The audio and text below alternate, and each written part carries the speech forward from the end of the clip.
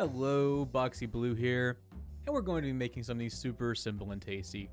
Crispy chicken thigh with a sautéed salad. This is one of my favorite things to cook and eat. The skin is super crispy and the chicken thigh, unlike breast, is really hard to dry out. So there isn't much worry about overcooking here. The salad can be thrown together in just a few minutes with any veggies that you have lying around. First, we need the chicken. This is a bone-in, skin-on thigh. We'll be removing the bone, and for that we'll need a very sharp knife, or kitchen shears. I just sharpened this knife the other day. We also need a bit of salt. Normally I grind it, but today we're just going to use some regular sea salt. Inside this dragon egg is Cajun seasoning blend, but any seasoning mix will work. Within the confines of this adorable cat mug is some fiery Chinese hot chili oil.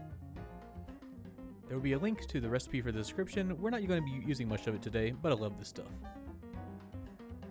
Oops. For the salad, I just have some spring mix here, nothing special. Any greens will work, honestly. Spinach works amazingly, just saying, I love spinach. Chinese flower chives are delicious, optional, but delicious. Mushroom. Cherry tomatoes still on the vine, preferable. Feta, because feta. I'm going to finish the salad with a bit of fish sauce, rice vinegar, and sesame oil. I'm also going to put some crispy fried garlic and onions in there, at the end. Carrots are tasty. Lop off the ends and save them for making stock or soup. Don't be like me, make a proper cut the first time. We're cutting them at a deep angle so we can make carrot sticks really easy. Just stack them up like so and slice. Be careful with your fingers, you don't want carrot and finger sticks. These are great for salads, stir fries, or just snacking in general, and they're super easy to make. Don't put your knife on the burner like I did. Bad Boxy.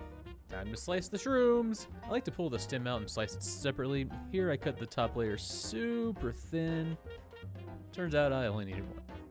Repeat the small slices with the stem. This shroom will be making Mario big and strong today. It's all yours.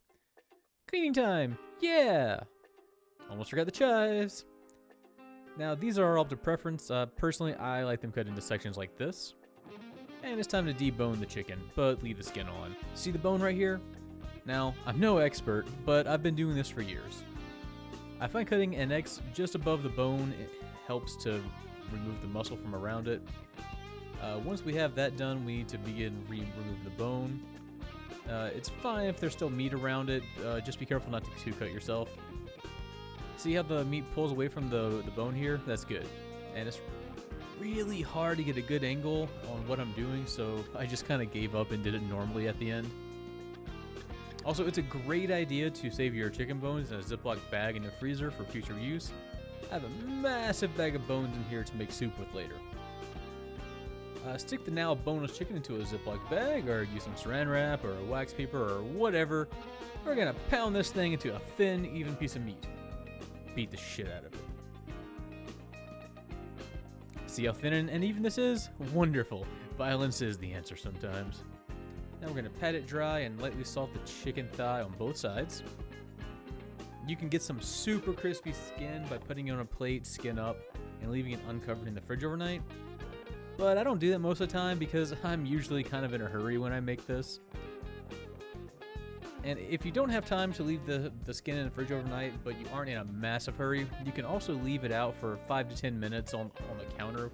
It's not as good as being in the fridge overnight, but it is still better than what I'm going to do. So we need to preheat the skillet to medium heat.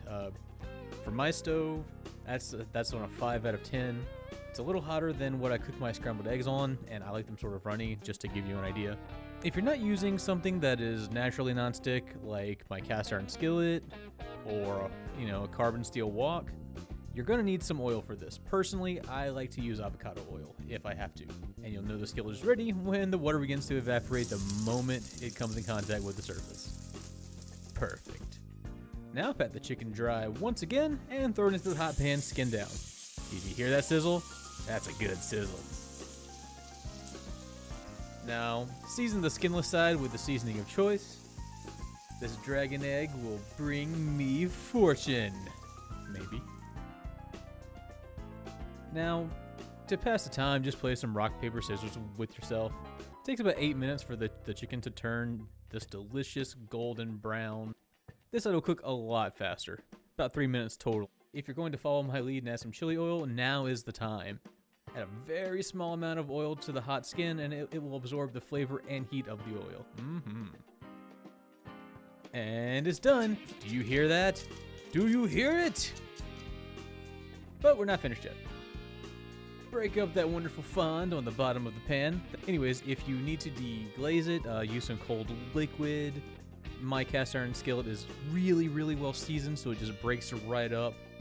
Now let's drop about half a tablespoon of butter into the pan because butter makes everything better. Once the butter is nice and hot, set those tomatoes in it and let them get to cooking. After about a minute or so, throw the carrots, mushrooms, and chives into the butter and coat them nicely. Let it cook a bit. You don't want to mix them around too much. Like, you know, it's called stir fry, but stirring only happens occasionally. The Maillard reaction does affect the vegetables too. After about 3 minutes, take a look at the bottom of the tomato. That is some deliciousness in the making. You really, really want that. It adds a lot of great flavor. So we're gonna cook it for a little bit longer and get this tomato into a better spot. Once the tomatoes are nicely cooked, a good bit of browning on the bottom, go ahead and place them on the plate. And it's time to add the greens.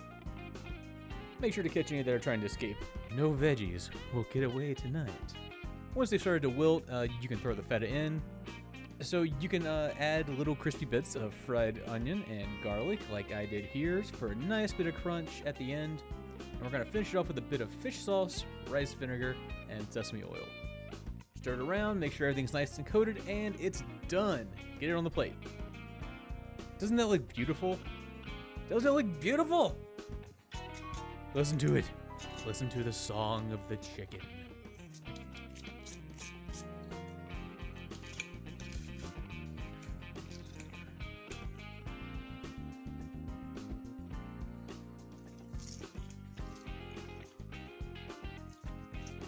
So good. It's really good. Has a little bit of spice to it.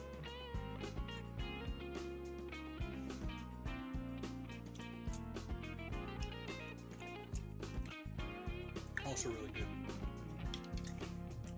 Bye-bye.